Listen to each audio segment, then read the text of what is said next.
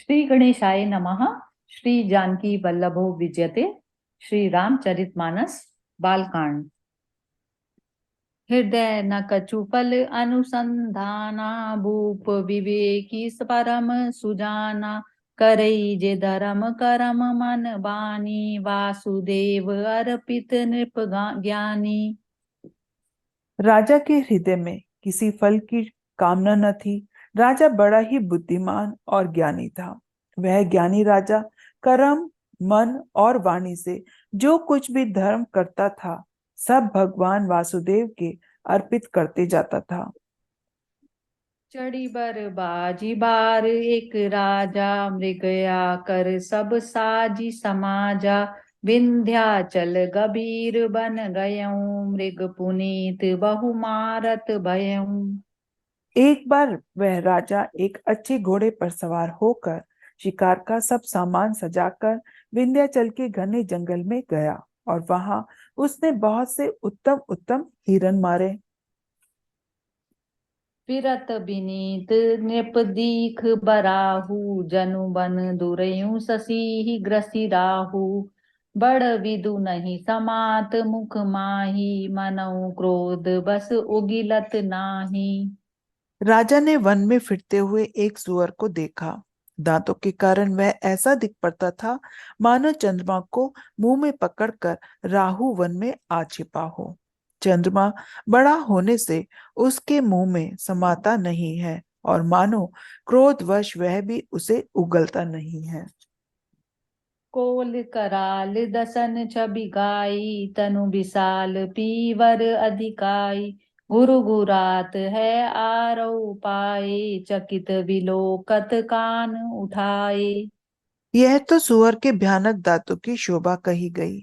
उसका शरीर भी बहुत विशाल और मोटा था।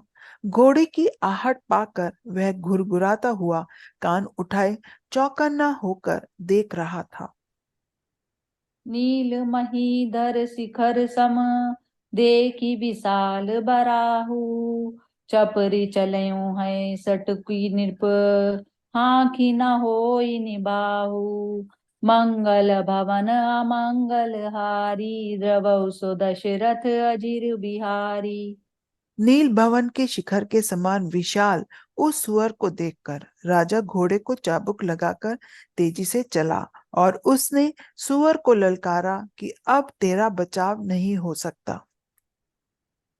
आवत देखी अधिक रव बाजी, चलयूं बराह मरुत गति भाजी। तुरत कीन नृप सर संधाना, मही मिली गयों बिलोकत बाना। अधिक शब्द करते हुए घोड़े को आता देखकर सुअर पवन वेग से भाग चला। राजा ने तुरंत ही बाणों को धनुष पर चढ़ाया। सुअर बाण को देखते ही धरती में दुबक गया। तकी तकी तीर महिष चलावा, करी छल सुअर सशरीर बचावा। प्रकटत दुरत जाई मृग भागा, रिस बस भूप चलयूं संग लागा। राजा तक तक कर तीर चलाता है, परंतु सुअर छल करके शरीर को बचाता जाता है। वह पशु कभी प्रकट होता है और कभी छिपता हुआ भाग जाता था और राजा भी क्रोध के वश उसके साथ पीछे चला जाता था। गयों दूरी घन ज्ञान बहराहु, जैनाहिन गजन बाजिनी बाहु। अति अकेल बन विपुल कलेसु, तदपि न मृग मग तजेऊ नरेसु। सुअर बहुत दूर ऐसे घने जंगल में चला गया जहां हाथी घोड़े का गम नहीं था। राजा बिल्कुल अकेला था और वन में क्लेश भी बहुत था। फिर भी राजा ने उस पशु का पीछा नहीं छोड़ा। कौल बिलो की भूप बड़ धीरा, भागी पैठ गिरी गुहा गभीरा। अगन देखी नृप अति पछिताई, फिरेऊ महाबन परेऊ भुलाई। सुअर ने देखा कि राजा बड़ा धीर है, तब वह भागकर पहाड़ की एक गहरी गुफा में जा घुसा। उसमें जाना कठिन देखकर राजा को बहुत पछता कर लौटना पड़ा, पर उस भारी घरे वन में वह राह भूल गया। खेद खिन्न क्षुदित त्रिशत राजा बाजी समेत, खोजत व्याकुल सरित सर, जल बिनु भयउ अचेत, मंगल भवन अमंगल हारी, द्रवउ सो दशरथ अजिर बिहारी। बहुत परिश्रम करने से थका हुआ और घोड़े समेत भूख प्यास से व्याकुल राजा नदी तालाब खोजता खोजता पानी बिना बेहाल हो गया। फिरत विपिन आश्रम एक देखा, तह बस निपति कपट मुनि वेशा, जासु देश निपलीन चढ़ाई, समर सेन तज गयों पराई। वन में फिरते फिरते उसने एक आश्रम देखा। वहां कपट से मुनि का वेश बनाए एक राजा रहता था, जिसका देश राजा प्रताप भानु ने छीन लिया था और जो सेना को छोड़कर युद्ध से भाग गया था। समय प्रताप भानु कर जानी, आपन अतित असमय अनुमानी, गयऊँ न गृह मन बहुत गलानी, मिला न राजहि निप अभिमानी। प्रताप भानु का समय जानकर और अपना कुसमय अनुमान कर उसके मन में बड़ी गलानी हुई। उससे वह न तो घर गया और न अभिमानी होने के कारण राजा प्रताप भानु से ही मिला। रिस उर मारी रंक जिमि राजा, विपिन बसे तापस के साजा, तासु समीप गवन रिप कीना, यह प्रताप रवि तेहि सब चीना। दरिद्र की बाती मन ही में क्रोध को मारकर वह राजा तपस्वी के वेश में वन में रहता था। राजा उसी के पास गया। उसने तुरंत पहचान लिया कि यह प्रताप भानु है। राउ त्रिशत नहीं सो पहिचाना, देखी सुबेश महामुनि जाना, उतरी तुरग ते कीन प्रणामा, परम चतुर ना कयो निज नामा। राजा प्यासा होने के कारण उसे पहचान न सका। सुंदर वेश देखकर राजन ने उसे महामुनि समझा और घोड़े से उतरकर उसे प्रणाम किया। परंतु बड़ा चतुर होने के कारण राजन ने उसे अपना नाम नहीं बताया।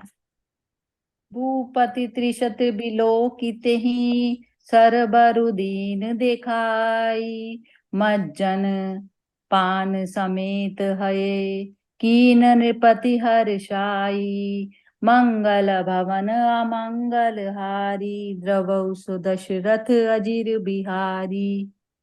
राजा को प्यासा देखकर उसने सरोवर दिखलाया। हर्षित होकर राजा ने घोड़े सहित उसमें खान और स्नान और जलपान किया। गै श्रम सकल सुखी निप भयऊँ, निज आश्रम तापस ले गयऊँ, आसन दीन अस्त्र बिजानी, पुनि तापस बोले मृदुबानी। सारी थकावट मिट गई। राजा सुखी हो गया। तब तपस्वी उसे अपने आश्रम में ले गया और सूर्यास्त का समय जानकर उसने आसन दिया। फिर वह तपस्वी कोमल वाणी से बोला। को तुम कस बन फिरऊँ अकेले, सुंदर जुबा जीव पर हेले, चक्रवर्ती के लक्षण तोरे, देखत दया लागी अति मोरे।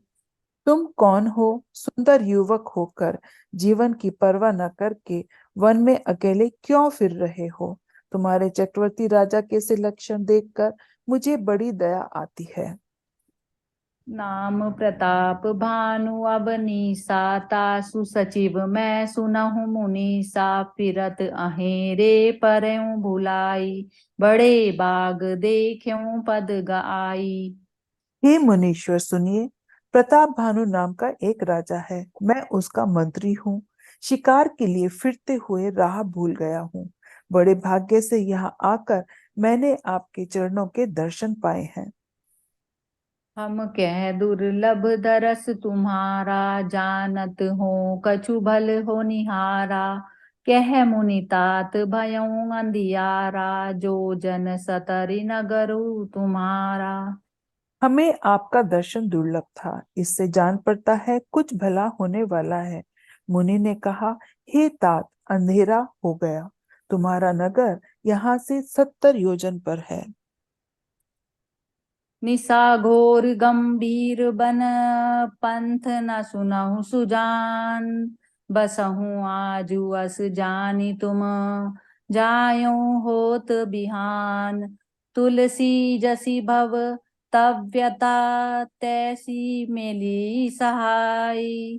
आपनु आवी ताहि पही ताहि तहाँ ले जाई। मंगल भवन अमंगल हारी द्रवौ सो दशरथ अजिर बिहारी। दीन दयाल विरद संभारी हरौ नाथ मम संकट भारी।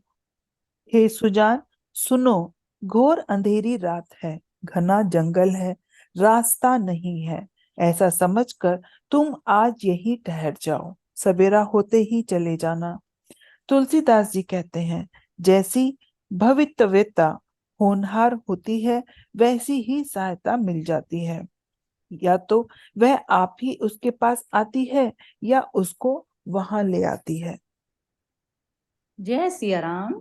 जय सिया राम।